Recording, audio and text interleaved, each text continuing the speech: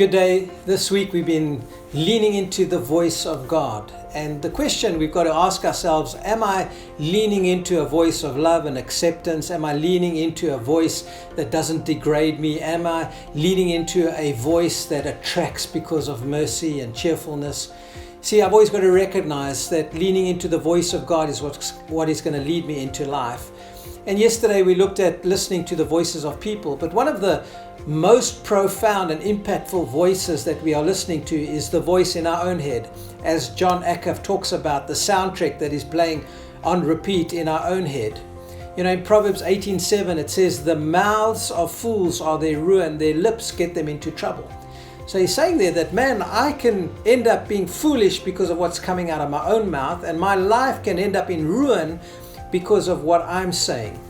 In the New Living Translation, in Proverbs 18:21, it says, "Words satisfy the soul as food satisfies the stomach." The right words on a person's lips bring satisfaction. Those who love to talk will experience the consequences, for the tongue can kill or nourish life. So he's saying there that death and life are in the power of the tongue. So I can have a voice that I'm listening to and speaking, and that I'm going to eat the consequences of that. In Proverbs 21:23, it says, "Whosoever keeps his mouth and his tongue keeps his soul from troubles." Man, the soul is my emotions and my mind and my will. I can keep my soul from troubles by speaking the right thing, by making sure that my voice is the voice of God. You've got to recognize that when I speak life, when I'm speaking words, they create images. Words that I'm speaking, they persuade my heart. Words that I'm speaking activate the ability of God.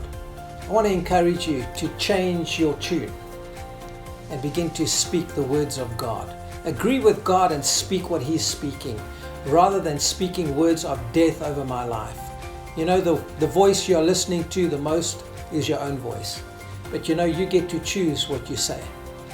And you can speak the life of God over your own life by taking the words of God and not allowing the voices of others and your own voice to be a self-defeating voice, by speaking what God says. Always remember, you are highly favored and deeply loved of God.